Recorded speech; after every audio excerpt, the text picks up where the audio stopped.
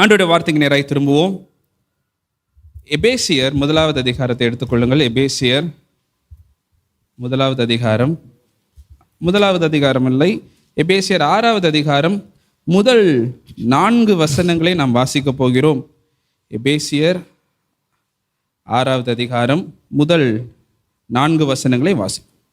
பிள்ளைகளே, உங்கள் பெற்றாருக்கு கீழ்ப்படியுங்கள், கர்த்தருக்குள் கீழ்ப்படியுங்கள், இது நியாயம். உனக்கு நன்மை உண்டாயிருப்பதற்கும் பூமியிலே உன் வாழ்நாள் நீடித்திருப்பதற்கும் உன் தகப்பனையும் உன் தாயையும் கனம் பண்ணுவாயாக என்பதே வாக்குத்தத்தமுள்ள முதலாம் கற்பனையாயிருக்கிறது. பிதாக்களே, நீங்களும் உங்கள் பிள்ளைகளை கோபப்படுத்தாமல் கர்த்தருக்கேற்ற சிற்றையிலும் போதனையிலும் அவர்களை வளர்ப்பீர்களாக.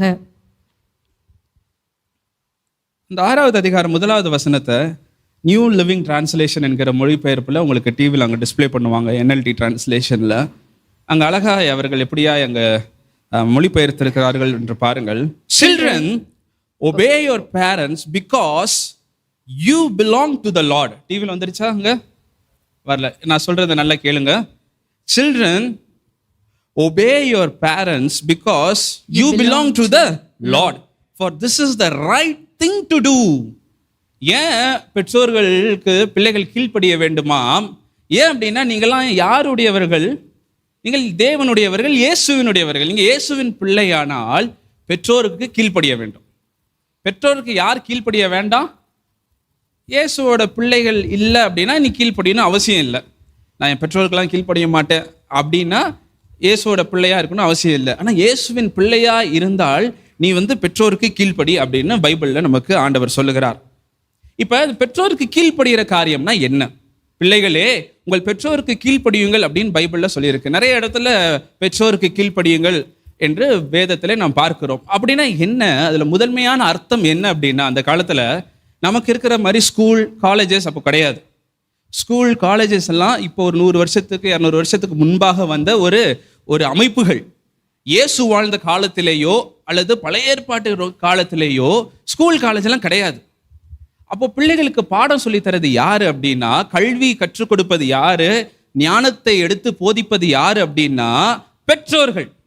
பெற்றோர்கள் தான் அவங்க பிள்ளைகளுக்கு ஞானத்தை எடுத்து போதிப்பாங்க. பெற்றோர்கள் அவங்க பிள்ளைகளுக்கு உபதேசம் பண்ணுவாங்க. தகப்பன் உபதேசம் பண்ணுவாங்க, தாய் உபதேசம் பண்ணுவாங்க, போதகம் பண்ணுவாங்க. அவங்க ஞானத்தை ஊட்டி வளர்ப்பார்கள். அதுதான் அவங்க கல்வி.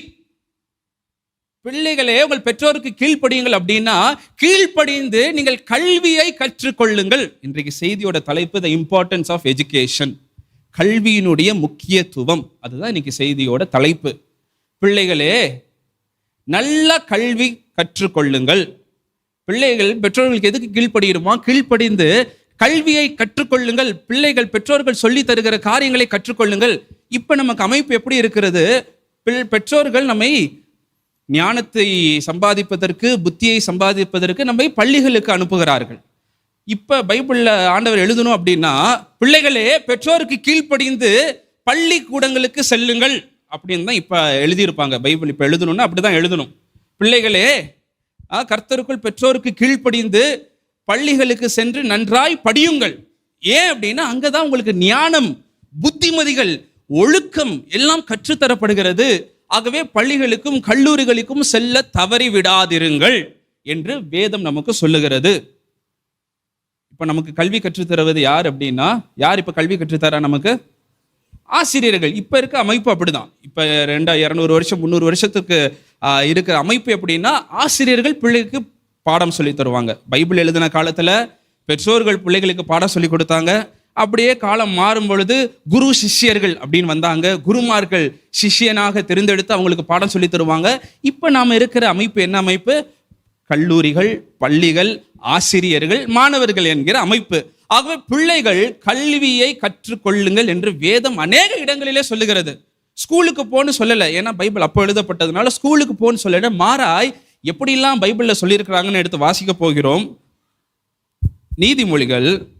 அதுக்கு அங்க போறதுக்கு முன்னாடி இப்படி பண்ணா என்ன நடக்குமா? உங்கள் பெற்றோருக்கு கீழ்ப்படியும் பொழுது, அதாவது நல்ல கல்வி கற்றுக்கொள்ளும் பொழுது, பள்ளிக்கு போய் கல்லூரிகளுக்கு போய் நல்ல கல்வியை நீங்கள் கற்றுக்கொள்ளும் பொழுது என்ன அங்க நடைபெறுகிறதாம்? 2வது வசனம் எபேசியர் 6:2 மாணவர்கள் நன்மை உண்டாயிருப்பதற்கும். எல்லாம் உங்க கண்களை பக்கம் 269 பக்கம் திருப்பிக்கோங்க. எல்லா ஸ்டூடெண்ட்ஸும் உங்க பைபிள்ல எடுத்து பேஜ் நம்பர் 269 நியூ டெஸ்டமெண்ட்ல 269வது பக்கத்தில் எடுத்துக்கோங்க.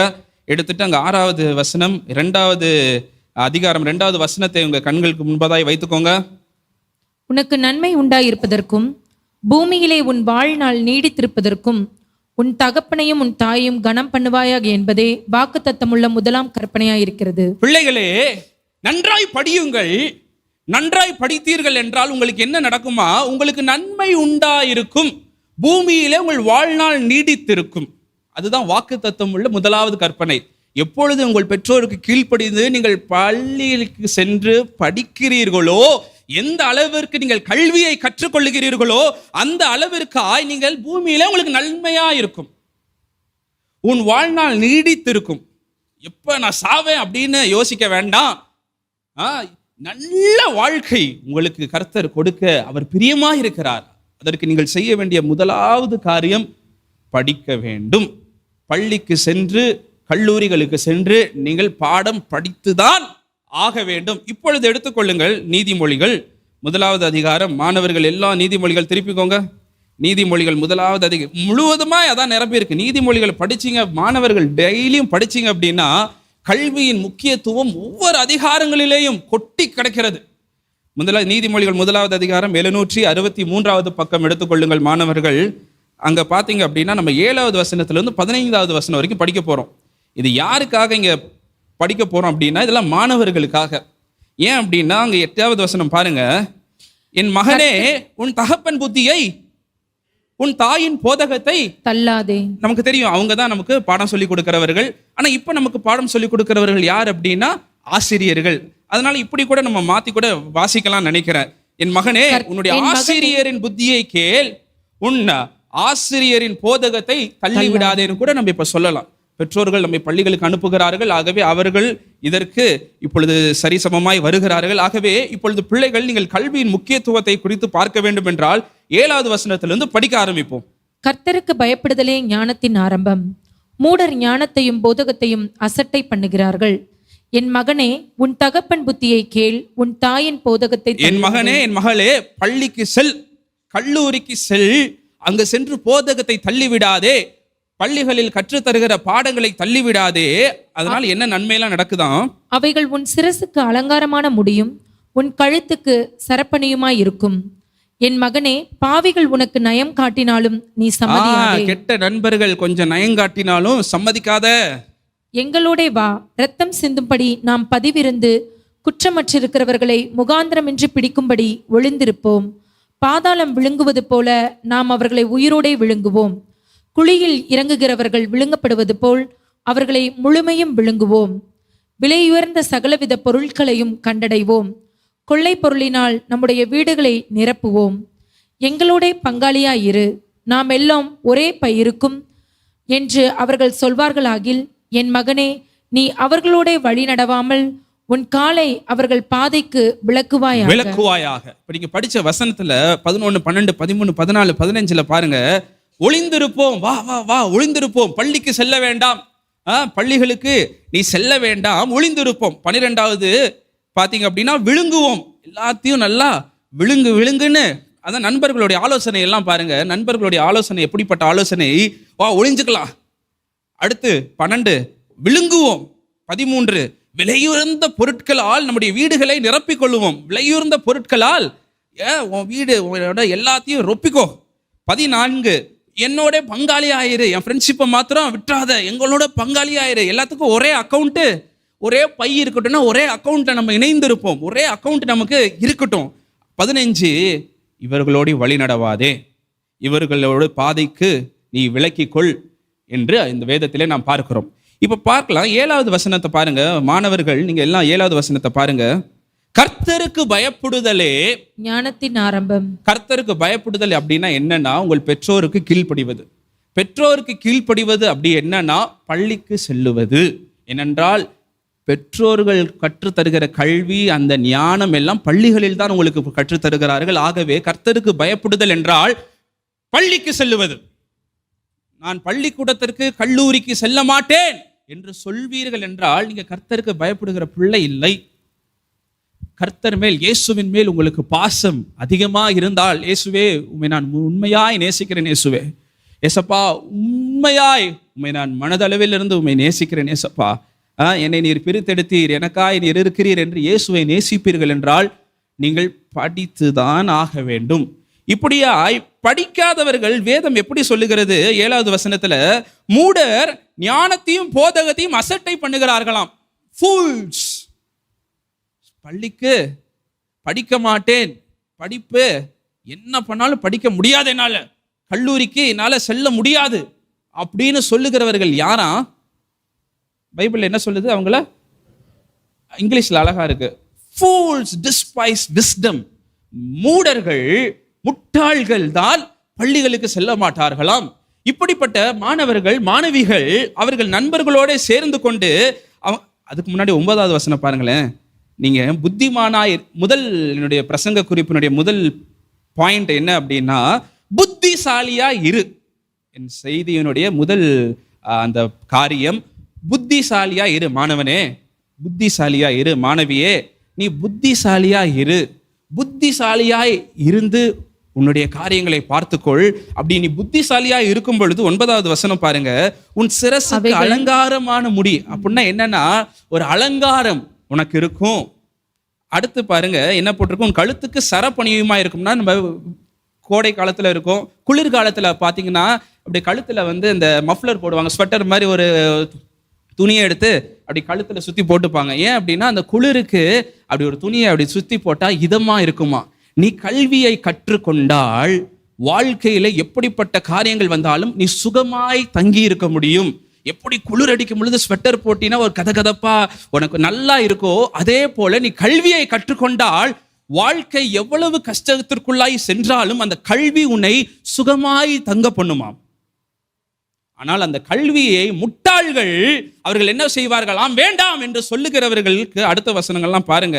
என் மகனே, பாவிகள் உனக்கு நயங்காட்டினாலும் நீ சம்மதிச்சிராதப்பா, எங்களோட வா, முகாந்திரமிட்டு பிடிக்கும்படி ஒளிந்திருப்போம். 11வது வசனத்துல கடைசி வார்த்தை பாருங்க, என்னது? 11வது வசனத்துல கடைசி வார்த்தை ஒளிந்திருப்போம். 12வது வசனத்தோட கடைசி வார்த்தை விழுங்குவோம். 13வது வசனத்தோட கடைசி வார்த்தை ஒளிந்திருப்போம், விழுங்குவோம், நிரப்புவோம். ஒளிந்திருப்போம் பாத்தீங்க அப்படின்னா, மாணவர்கள் சிலர் என்ன பண்ணுவாங்கன்னா, நண்பர்கள் வீட்டுக்கு வந்தா என்ன பண்ணுவாங்க, போய் தனியா போய் ரூம்குள்ள போய் கதவை சாத்திப்பாங்க. நண்பர்கள் ஃபோன் பண்ண என்ன பண்ணுவாங்க, அது வரைக்கும் பிள்ளை வீட்டோட இருக்கும், அம்மா அப்பாவோட பேசிட்டு இருக்கோம். நண்பர்கள் ஃபோன் பண்ண உடனே என்ன எடுத்துட்டு வெளியே அப்படி ஓரமா அப்படி போயிடுவாங்க. ஏன்னா ஒளிந்திருப்போம், வா மகனே, பாவிகள் உனக்கு நயம் காட்டி உன்னை ஒளிந்திருக்க கூப்பிடுவார்கள். வா வா, ரூம்ல போய் கதவை சாத்திப்போம், வா, நம்ம பேசுறது அவங்களுக்கு எதுவும் கேட்க வேண்டாம், அவங்களுக்கு ஒன்றும் புரியாது, வா நம்ம ரூம்ல போய் சாத்திப்போம். ஸ்கூலுக்கா இங்க போக வேண்டாம், வா நம்ம கிரவுண்டுக்கு போய் நம்ம கடையில போய் உட்காருவோம். கல்லூரிக்கெல்லாம் செல்ல வேண்டாம், பக்கத்துல டீ கடை இருக்கு, வா அங்க போய் நம்ம ஒளிந்து உள்ள போய் உட்கார்ந்துக்கலாம். இப்படியாய் பாவிகள் உங்களுக்கு நயம் காட்டுவார்கள். பைபிள்ல ஆண்டவர் எல்லாம் முன்னாடியே சொல்லி வச்சிருக்கிறாரு, தெளிவா சொல்லியிருக்கிறாரு. பாவிகள் இப்படியாய் உனக்கு நயம் காட்டி ஒளிந்திருப்போம் வா என்று சொல்லுவார்கள். புத்திமானாயிரு, புத்திசாலியாயிரு. மகளே, மகனே, மாணவர்களே, புத்திசாலியா இருங்கள். நீங்கள் இப்படியாய் உன் நண்பன் உன்னை ஒளிந்திருக்க அழைக்கும் பொழுது, என்னப்பா ஃபோன் பண்ணிட்டு, என்னடா வெளியே வாடா, அப்படியே பேசுவோண்டா, வீட்லயா இருக்க, வெளியே வா அப்படின்னா உனக்கு வசன ஞாபகம் வரணும். பாவிகள் உனக்கு நயம் காட்டினாலும் சம்மதியா, நீ பேசுடா, நான் இங்கேதான் இருப்பேன், நீ பேசு, என்னன்னாலும் நம்ம பேசுவோம், ஸ்பீக்கர்ல போட்டுனாலும் நான் பேசுறேன். அந்த அளவிற்கு நீ புத்திசாலியா இருக்க வேண்டும். முட்டாள்கள் தான் அதற்கு ஓடி ஒளிந்து கொள்வார்கள். அதாவது நம்ம ரொம்ப வெவரம் நினைச்சுப்போம், நிறைய நேரம் ரொம்ப கிளவரா நடந்துக்கிறோம் நினைச்சுப்போம். இல்ல, ஆண்டவருடைய பார்வையில அதெல்லாம் முட்டாள்தனம். ஆண்டவருடைய பார்வையில எது புத்திசாலித்தனம் என்றால், நீ ஒளிந்திருக்காமல் உன் நண்பர்கள் வீட்டிற்கு வந்தால், உன் பெற்றோரோடு உன்னுடைய சொந்தக்காரர்கள் இருந்தாலும் அவர்களோட அவர்களை அமர வைத்து, இப்ப பேசலாம்டா, வாடா தம்பி, பேசுடா நண்பனே, பேசுடா தோழியே, பேசு, குடும்பமும் இருக்கிறார்கள், சேர்ந்து பேசுவோம் வா அப்படின்னு எல்லாத்தோட சேர்ந்து பேச வைக்கிறிய, அதுதான் புத்திசாலித்தனமா. போன் பேசினாலும் ஸ்பீக்கர்ல இருக்க பேசு, எல்லாரும் கேட்பாங்க, பரவாயில்ல பேசுடா, நம்ம என்ன தப்பாவா பேச போறோம், இதுதான் புத்திசாலித்தனமா ஆண்டவருடைய பார்வையில். மகனே, மகளே, புத்திசாலித்தனமாய், புத்திசாலியா இரு. 12வது வசனத்துல விழுங்குவோம், எல்லாத்தையும் எவ்வளவு காசு கொடுத்தாலும் தங்க மாட்டிக்குது பிள்ளைங்கிட்ட. ஸ்நாக்ஸுக்கு காசு கொடுக்குறாங்க, 10, 20, 50, 100ன்னு கொடுக்குறாங்க பெற்றோர்கள். ஆனா எவ்வளவு கொடுத்தாலும் அடுத்த நாள் காலி ஆயிடுச்சு. என்னாச்சு? விழுங்கிடுறது எல்லாம். கடைக்கு போனா எதெல்லாம் உடம்புக்கு தீங்கானவைகளோ எல்லாத்தையும் விழுங்குறது. அதிக சர்க்கரை, வேற என்ன, அதிக எண்ணெய், அதிக கொழுப்புள்ள பதார்த்தங்கள், இப்படியா எல்லா காரியங்களையும் விழுங்குவது. இப்படியா அது மாத்திரம் விழுங்குறத விடுங்க, பெற்றோர்கள் ஆசிரியர்கள் சொல்கிற போதகத்தையும் என்ன பண்ணிடுறாங்களா? விழுங்கிடுறாங்க. மகனே, புத்திசாலியா இரு, எல்லாவற்றையும் விழுங்கி விடாதே. உன் நண்பர்கள் உனக்கு எல்லா காரியத்தையும் திணிப்பாங்க. உன் நண்பர்கள் எல்லா காரியத்தையும் திணிப்பாங்க, எல்லா ஆலோசனையும் வரும். அதெல்லாம் தேவையில்லடா. கல்லூரிக்கு எதுக்கு செல்ற? மேற்படிப்பெல்லாம் எதுக்கு படிக்கிற? போய் வேலையை பாரு. நீ எதுக்கு இந்த பாடங்கள்லாம் படிக்கிற? இதெல்லாம் ஒன்னுத்துக்கும் உதவாது. எவ்வளவோ காரியங்கள் இருக்கே, எல்லா காரியங்களும் இருக்கு. இதெல்லாம் அப்படியே விழுங்கிறாதே. கவனமாய் உன்னை காத்துக்கொள், புத்திசாலியா இருப்போம். நீ விவரமா இருக்கணும்னா இதுதான் விவரத்தின் வழி. அடுத்தது 13வது வசனத்துல, விலையுறந்த சகல பொருட்களையும் கண்டடைவோம். எல்லா பொருட்களினாலும் நம்ம வீட்டை சொல்லணும்னு அவசியம் இல்லை. நம்ம மாணவர்களுக்கு எது வச்சிருந்தாலும் காஸ்ட்லியான பொருள் தான். போன் வச்சிருந்தாலும் காஸ்ட்லி போன் தான், செருப்பு போட்டாலும் காஸ்ட்லி தான், ஆடைகள்னாலும் காஸ்ட்லி தான், வாகனம்னாலும் காஸ்ட்லி தான். எல்லாரும் விலை. ஏதாவது நண்பர்கள் சொல்லுவாங்க இப்படிலாம், உன் நண்பர்கள் என்னடா இந்த போனை வச்சிருக்க நீன்னு, வாடா நான்லாம் எவ்வளோ ஃபோன் வச்சிருக்கேன் தெரியுமா அப்படின்னு அப்படியே காமிப்பாங்க. விலையுயர்ந்த பொருட்கள், என்னடா இந்த செருப்பு போட்டு வந்திருக்க, போடா எவ்வளவோ சூப்பர் செருப்புலாம் இருக்கு, அதை என்னடா ஜுவல்ஸ் போட்டிருக்க, என்ன மேக்கப் போட்டிருக்க, சரியே இல்லையே, நல்லா மேக்கப் போடு, நல்ல ட்ரெஸ் எல்லாம் காஸ்ட்லியா வாங்கி போடு, இப்படியே ஆய்வுனை நயம் காட்டுவார்கள். விலையுயர்ந்த பொருட்களால் வாங்கி ரொப்பிக்கோ. ஆனா மகனே மகளே, புத்திசாலியா இரு. அவர்கள் நயம் காட்டுவார்கள், ஆனால் அவர்களுடைய சத்தத்திற்கு செவி கொடுக்காதே. இவர்கள் இப்பொழுது இந்த காரியங்கள்லாம் நீங்க வாழ்க்கையில பார்ப்பீங்க, உங்க லைஃப்ல இதெல்லாம் நடந்துட்டு இருக்கு, நடக்கும். அப்பொழுது இந்த வசனங்கள் உங்களை ஞாபகப்படுத்தட்டும். விலையுயர்ந்த பொருட்களால் நான் என்னுடைய ரூமை ஃபில் பண்ண மாட்டேன், விலையுயர்ந்த பொருட்களால் என்னுடைய வீட்டை நான் ரொப்ப மாட்டேன். கர்த்தர் எனக்கு என்ன கொடுக்கிறாரோ, இயேசு அப்பா எனக்கு என்ன கொடுக்கிறாங்களோ, என் பெற்றோர்களால் என்ன முடியுமோ அதை மாத்திரமே நான் வைத்துக் கொள்ளுவேன் என்று நீ சொல்லுவாய் என்றால் நீதான் புத்திசாலி. இப்படியாய் சொல்லுகிற பிள்ளைதான் புத்திசாலியான பிள்ளை. எங்களோட பங்காளியாயிரு. அதாவது நிறைய நேரம் நடிச்சுக்கிற பிள்ளைங்க, எதுக்கு படிச்சுக்கிட்டு, படிக்காம எத்தனையோ பேர் எவ்வளவோ லட்சங்கள்ல சம்பளம் வாங்குறாங்க. யூடியூப் வச்சிருக்கவங்கலாம் பாருங்க, யூடியூப்ல படிச்சுட்டா வந்திருக்காங்க, யூடியூப் சேனல் வச்சுட்டு லாக்ஸ்ல எல்லாரும் சேலரி வாங்கிட்டு இருக்காங்க. நீங்க என்ன போய் கல்லூரிக்கு போ, ஹையர் எஜுகேஷன் பண்ணு, போய் டாக்டருக்கு படி, இன்ஜினியருக்கு படி, இதுக்கு படி அதுக்கு படின்னு சொல்றீங்களே அப்படின்னு கேட்பாங்க. கல்வி என்பது உன்னுடைய சம்பளத்திற்கானது அல்ல. எதற்கு உன்னை படிக்க சொல்லுகிறார்கள்? ஆண்டவர் எதற்கு உன்னை கல்வியை கற்றுக்கொள், எதற்கு உன்னை ஞானத்தை கற்றுக்கொள், உபதேசத்தை பெற்றுக்கொள் என்று ஆண்டவர் சொல்றாருன்னா, நீ லாக்ஸ்ல சம்பளம் வாங்குறதுக்காக இல்ல தம்பி. நீ லட்சங்கள்ல சம்பளம் வாங்கி நல்லா உன் சம்பளத்தை கொண்டு ரொப்புறதுக்காக ஆண்டவர் சொல்லவில்லை. நீ அப்படியா எண்ணம் கொண்டிருந்தால் இப்பொழுதே மாற்றிக்கொள்ள வேண்டும். நம் கல்வி என்பது நம்முடைய பணத்திற்காக படிப்பது அல்ல. கல்வி பள்ளி கூடங்களிலே, கல்லூரிகளிலே நாம் ஒழுக்கத்தை கற்றுக்கொள்ளுகிறோம். எப்படியாய் நடக்க வேண்டும், எப்படியாய் வாழ்க்கையிலே ஒவ்வொரு காரியங்களையும் நாம் சந்திக்க வேண்டும், எப்படியாய் நம்ம மதிக்க வேண்டும் மற்றவர்களை, வேற என்ன, எப்படியான குணாதிசயங்களை நாம் உருவாக்கி கொள்ள வேண்டும் என்கிற எல்லா காரியங்களையும் கற்றுக் கொடுக்கிற இடம்தான் பள்ளிக்கூடங்கள், கல்லூரிகள், ஸ்கூல்ஸ் அண்ட் காலேஜஸ். பள்ளிக்கு சென்று கல்வி கற்பவன் அவனுடைய குணாதிசயங்கள் அவ்வளவாய் மெருகேறுமாம். எல்லாரும் உங்களை கேட்கிற முதல் கேள்வி என்ன தெரியுமா? உங்களை பார்த்து என்ன தெரியுமா கேட்பாங்க? என்னப்பா எவ்வளோ லட்சத்துல சம்பளம் வாங்குறேன்னு கேட்பாங்க. என்ன கேட்பாங்க? என்னப்பா என்ன படிச்சிருக்க, என்ன படிக்கிற, அதுதான் கேட்பாங்க. ஏன்னா அதுதான் கௌரவம், அதுதான் உன் கழுத்துக்கு கௌரவமா இருக்குமா. நான் படிக்கலைங்க, ஐயோ அப்படின்னா யாரும் உன்னைய பார்த்து புகழ மாட்டார். படிக்கலையா, கொஞ்சம் ஓரமா போய் நில்லு, படிச்சவன் மாத்திரம் முன்னாடி வான்னு படித்தவர்களுக்கு தான் கௌரவம். நீ படிக்காமல் பாக்கெட்ல 10 லட்சம் வச்சிருந்தாலும் யாரும் உன்னைய மதிக்க, நான் படிக்கல ஆனா 10 லட்சம் வச்சிருக்கேன் பாருங்க அப்படின்னா எல்லாரும் சிரிப்பாங்க.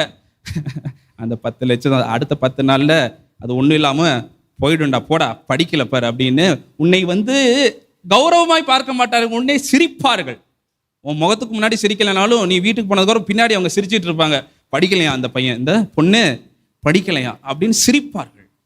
ஆகவே படியுங்கள், படித்து உங்களுடைய வீடுகளை நன்மையினால் நிரப்புங்கள். எங்களோட 14வது வசனம், எங்களோட வா, பங்காளியாயிரு, ஒரே ஃபெலோஷிப்ல இரு. ஃபெலோஷிப் பாருங்க, இந்த பிள்ளைங்க ஃபெலோஷிப் பாருங்க. என் கூட ஃப்ரெண்ட்ஷிப் வச்சுக்கோ, என் கூட ஃப்ரெண்ட்ஷிப் வச்சுக்கோ. இந்த ஃப்ரெண்ட்ஸ் என்ன சொல்லுவாங்கன்னா, டேய் நீ ஏன்டா பாஸ்டரோட செய்தியெல்லாம் கேட்குற, நீ ஏன் எபி என்ன சொல்றதெல்லாம் கேட்காதடா, அவங்களுக்கு என்னடா தெரியும், நான் சொல்றதை கேள்றா, நீ ஏன் அந்த அளவுக்கு அவங்களுக்கு இடம் கொடுத்து வச்சிருக்கோம் வாழ்க்கையில, நான் சொல்றேன் பாரு அதை கேள்றா, என் கூட ஃப்ரெண்ட்ஷிப் வச்சுக்கோ, என்னுடைய பேச்சை கேளு அப்படின்னு யாரு சொல்றாங்களாம்?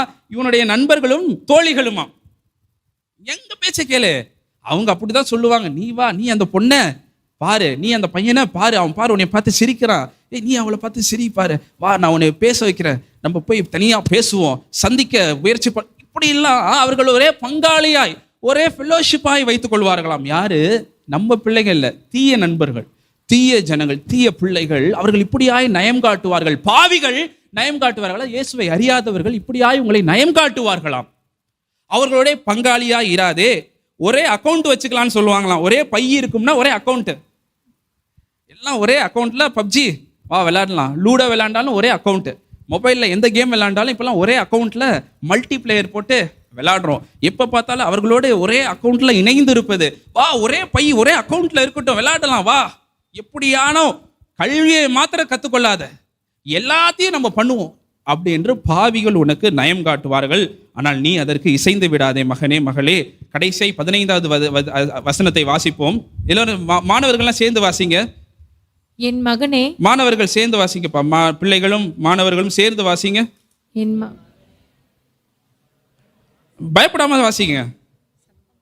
என் மகனே, நீ அவர்களோடு வழி நடவாமல் உன் காலை அவர் பாதைக்கு விலக்குவாயாக. இவள்தான் புத்திசாலியான பிள்ளை, இவன்தான் புத்திசாலியான பிள்ளை. என்னுடைய 2வது செய்தியின் குறிப்பு நல்லா இரு. முதல் செய்தியின் தலைப்பு புத்திசாலியா இரு, 2வது தலைப்பு நல்லா இருப்பா. நம்ம எபேசியர் 6வது அதிகாரம் முதல் 2 வசனங்களை பார்த்தோமே, அது ஆண்டவர் பழைய ஏற்பாட்டிலே எழுதி வச்சிட்டார். பழைய ஏற்பாடு உபாகமம் எடுத்துக்கோங்க. உபாகமம் 5வது அதிகாரம் 16வது வசனத்துல அங்க ஒரு வார்த்தை இங்க புதிய ஏற்பாட்டில் சேர்க்கல. தமிழ் மொழிபெயர்ப்புல அவங்க சேர்க்க தவறிட்டாங்க. ஆனா பழைய ஏற்பாட்டில் இருக்கு, ஆங்கில மொழிபெயர்ப்புலையும் அது கொடுத்துருக்குறாங்க. அந்த வார்த்தை ரொம்ப முக்கியமான ஒரு வார்த்தை.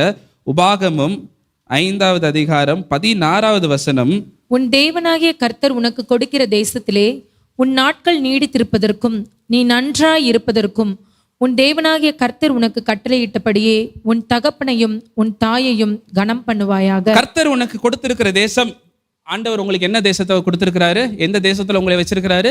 திருச்சின்ற பட்டணத்துல வச்சிருக்கிறாரு, இந்திய தேசத்துல வச்சிருக்கிறாரு. இந்த தேசத்துல நீ நல்லா இருக்கணும் அப்படின்னா, நீ உன் பகுதியில நீ ஊர்ல நல்லா வாழணும் அப்படின்னா, அங்க பாருங்களேன் என்ன போட்டிருக்கு, நீ நீடித்திருப்பதற்கு மாத்திரம் அல்ல, நீ நன்றா இருப்பதற்கும் நல்லா இருக்கணும். ஆங்கிலத்தில் அழகா போட்டிருப்பாங்க, enjoy so that it may go well with you and you may enjoy long life. Enjoy, அந்த வார்த்தை ஆங்கிலத்தில் உபயோகப்படுத்தப்பட்டிருக்கும். என்ஜாய், நீ என்ஜாய் பண்ணுமா வாழ்க்கையில, நீ சந்தோஷமா இருக்கணுமா, உன் வாழ்நாள் முழுவதுமாய் நன்மையால் நிறைந்திருக்க வேண்டுமா, படிப்பை விட்டு விடாதே. படிப்பை விட்டு விட்டால் நல்லா இருக்க முடியாது. கடைசி வரைக்கும் உடல் உழைப்பை மாத்திரம்தான் நம்பிக்கொண்டிருக்கணும். படிக்கலன்னு வச்சுப்போமே, படிக்கல அப்படின்னா வேலை இருக்கு, நிறைய வேலைகள் இருக்கு. என்ன வேலைகள் இருக்கு? எல்லாம் உடல் உழைப்பு வேலைகள் தான். உதாரணம் சொல்லலாமே, படிக்கல அப்படின்னா ஒரு ஹோட்டல்ல போயிட்டு சர்வரா வேலை செய்யலாம். அங்க சாப்பாடு கொண்டு வந்து கொடுக்கலாம். ஐயா இந்தாங்க சாப்பாடு. காலையில இருந்து நைட்டு வரைக்கும் மாங்கு நடந்து நீ வேலை செய்யணும். இல்லைன்னா வாட்ச்மேனா நீங்க நின்னுக்கலாம். வாட்ச்மேனா நிக்கலாம், நின்றுட்டு உடல் உழைப்பு. மூட்டை தூக்க போகலாம், மூட்டை தூக்குனாலும் உடல் உழைப்பு. காலையில இருந்து சாயந்தரம் வரைக்கும் நீ உடல் உழைக்கணும். நீ எந்த வேலை, மெக்கானிக் ஷெட்டுக்கு போய் மெக்கானிக்கா இருக்கலாம், அதுக்கும் காலையில இருந்து சாயந்தரம் வரைக்கும் உன் உடல் உழைப்பு. நல்லா பாருங்க, நீ படிக்க தவறி விட்டால் உன் வாழ்க்கை கடைசி வரைக்கும் உடல் உழைப்பை வைத்துதான் நீ சம்பாதிக்க முடியும். உடல் உழைப்பை நம்பி தான் நீ சம்பாதிக்க முடியும். அதுவும் லட்சங்கள் எல்லாம் சம்பாதிக்க முடியாதான். அன்னன்னைக்கு ஏதாவது 100, 200, 300, 400, 500 சம்பாதிக்கலாம். அந்த சம்பாதிக்கிற சம்பாத்தியமும் நீ சாப்பிட்ற சாப்பாடுக்கே அது சரியா போயிடும். உனக்கு ட்ரெஸ்ஸு வாங்க முடியாது, உனக்கு ஃபோன் வாங்க முடியாது, உன் பெற்றோர்களுக்கு கொடுக்க முடியாது, உனக்கு திருமணம்னு ஆனால் உன் பிள்ளையை கவனிக்க முடியாது, உன் குடும்பத்தை நடத்த முடியாது, மருத்துவ செலவு வந்துடுச்சா அது பண்ண முடியாது, எதுவும் பண்ண முடியாது. போய் யாரையாவது தொங்கிட்டு தான் நிற்கணும். நீ நாள் முழுவதும் வேலை பார்ப்ப, மூட்டை தூக்கி வேலை பார்ப்ப, கொடுப்பாங்க கையில் ஒரு 200 ரூபா கொடுப்பாங்க. அதை நீ 2 குஸ்கா வாங்கி சாப்பிட்டீங்கன்னா முடிஞ்சு போயிடும், அவ்வளோதான், முடிஞ்சிடும். ஆனால் படித்தவன் அவன் நீ 1 மாதம் 1 வருஷம் கஷ்டப்பட்டு சம்பாதிக்கிற சம்பாத்தியத்தை படித்தவன் ஒரே நாளில் வாங்கிட்டு போயிடுவான். படித்தவர்கள் அவ்வளவாய் சம்பாதிப்பார்கள். ஆகவே நீ கடைசி வரைக்கும் உடல் உழைப்பை மாத்திரம்தான் நம்ப போறியா? உடல் உழைப்பை மாத்திரம்தான் நம்பி வாழ போகிறாயா? இல்லை என்றால் படித்து கௌரவமான இடத்திற்கு வந்து உன்னுடைய அறிவை உபயோகப்படுத்தி நீ சம்பாதிக்க போகிறாயா? உன்னுடைய ஞானத்தை உபயோகப்படுத்தி நீ வாழ போகிறாயா? ஆகவே அது உன்னிடத்திலே ஆண்டவர் கணக்கு கேட்பார். ஆண்டவர் சாய்ஸ் உங்கள்கிட்ட கொடுத்துட்றாரு. நீ எப்படிப்பட்ட வாழ்க்கை வாழ போற? கடைசி வரைக்கும் உடல் உழைப்பை நம்பி வாழ போறியா, இல்லை என்றால் கல்வியை கற்றுக்கொண்டு ஞானத்தை வைத்து நீ வாழ போகிறாயா என்று கர்த்தர் உங்களிடத்திலே அவர் கணக்கு கேட்கிறவராய் இருப்பார். 2வது காரியம், நன்றாய் இரு. கல்வி என்பது வெறும் பணத்திற்காய் சம்பாதிப்பது அல்ல. கல்வி என்பது அது ஞானத்திற்காய் படிப்பது, புத்திமதிகளுக்காய் படிப்பது. கர்த்தர் உன்னை என்னவாய் மாற்ற வேண்டும் என்று நினைத்திருக்கிறாரோ அதற்கு உன்னை வணைந்து கொள்ளும்படியாய் உருவாக்குவதுதான் கல்வி. கர்த்தர் என்னை ஊழியக்காரனாய் வைக்க வேண்டும் என்று விரும்பினார். அதனால என்னை எடுத்தோனையே ஸ்கூலுக்கு அனுப்பாம போய் பாஸ்டா நான் சொல்லிட்டார் இல்லையே. கர்த்தர் என்னை கல்வியிலே அவர் கொண்டு வந்து நிறுத்தி இருக்கிறார். கர்த்தர் இயேசுவானவர் உங்களை எந்த இடத்திலே நிறுத்த விரும்புகிறாரோ அதற்கு முதன்மை கல்விதான். அந்த கல்வியின் மூலமாய் கர்த்தர் உங்களை ஊழியக்காரனாக, அவர் வேலையிலே என்னென்ன காரியங்கள் வைக்க வேண்டுமோ அதற்கு கொண்டு வருகிறவராய் அவர் இருக்கிறார். நீ ஊழியக்காரன் ஆகணும்னாலும் படிச்சிருக்கணும்ப்பா. படிக்கலைன்னா ஊழியக்காரனும் ஆக முடியாது. பைபிள் காலேஜில் அட்மிஷன் கிடையாது, தெரியுமா? 12th முடிச்சிருந்தா தான் பைபிள் காலேஜிலே அட்மிஷன். 12th முடிக்கலைன்னா அட்மிஷன் கிடையாது பைபிள் காலேஜில். கர்த்தருடைய வார்த்தையை படிக்க வேண்டும் என்றாலும் உனக்கு கல்வி வேண்டும். 2 தீமோத்தேயு 2:22 பவுல் சொல்லுவாரு, தீமோத்தேயு கிட்ட நல்லா படிச்சு வசனத்தை நல்லா புரிந்து கொண்டு வியாக்கியானம் பண்ணு, படி என்றாரு. கல்வி அவசியம். ஊழியம் செய்வதற்கும் கல்விதான் அவசியமாய் இருக்கிறது. இப்போ நாம் ஒரு வீடியோ பார்க்க போறோம். அந்த வீடியோவில் உங்களுக்கு கல்வியினுடைய அந்த ஒரு மகத்துவம் அந்த இடங்களில் நாம் பார்க்க போகிறோம். எப்படியா நம்முடைய வாழ்க்கையிலே கல்வி நமக்கு உதவி செய்கிறது, கனவுகளை அது நினைவாக்குகிறது என்பதை நாம் பார்க்க போகிறோம். நாம் செய்ய வேண்டியது எல்லாரும் செய்கிறார்கள். இந்த வீடியோவை நாம் தான் செஞ்சிருக்கணும். சரி, படிப்போம். சவுண்ட் வைங்க.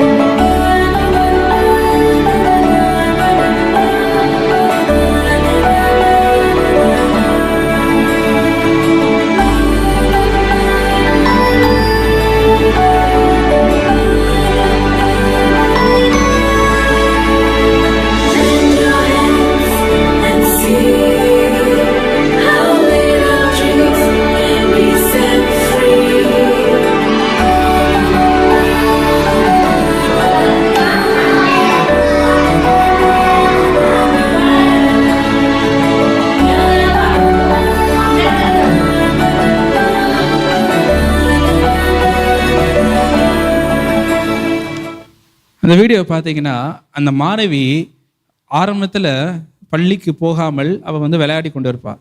கடைசியில் எப்படி முடிக்கிறாங்க பார்த்தீங்கன்னா, அதே விளையாட்டை தொடர்ந்து அவர் விளையாடுகிறாள். அதாவது நல்லா படித்தோம், ஸ்கூலுக்கு போனோம் அப்படின்னா உன் சந்தோஷம் கெட்டு போயிடாது. அதே சந்தோஷம் உனக்கு இருக்கும். திரும்பவும் நீ விளையாடலாம், சந்தோஷமாக நீ விளையாடலாம். ஆனால் கல்வியோடு நீ விளையாண்டு கொண்டு இருப்பாய். கல்வியை பெற்றுக்கொண்டவனாய் நீ உன் சந்தோஷத்தை அனுபவித்து கொண்டு இருப்பாய். கல்வி கற்கவில்லை என்றால் அந்த பொண்ணு ஆரம்பத்தில் விளையாண்டது போல விளையாண்டுட்டு இருக்க வேண்டியது தான். நான் கல்வி கற்றுக்கொண்டால் நீ விளையாடுறத விளையாடலாம், சந்தோஷமாக நண்பர்களோடு நேரம் செலவழிக்கலாம். ஆனால் கல்வி உன்னோடே கூட இருக்கும். தமிழில் அழகா அவர்கள் சொல்லி வைத்திருக்கிறாங்க, ராஜாவானாலும் அவன் ஊரில் தான் மதிப்பான், ராஜாவா இருந்தாலும் உன் ஊரில் தான் உனக்கு மதிப்பு. ஆனால் கல்வி கற்றவனுக்கு செல்லும் இடமெல்லாம் சிறப்பான். ராஜாவா இருந்தாலுமே உன் வீட்டுக்குள்ளே தான் உனக்கு மதிப்பு. ஆனால் கல்வி மாத்திரம் உனக்கு இருக்கும் என்றால் நீ போகிற இடமெங்கும் உனக்கு சிறப்பு.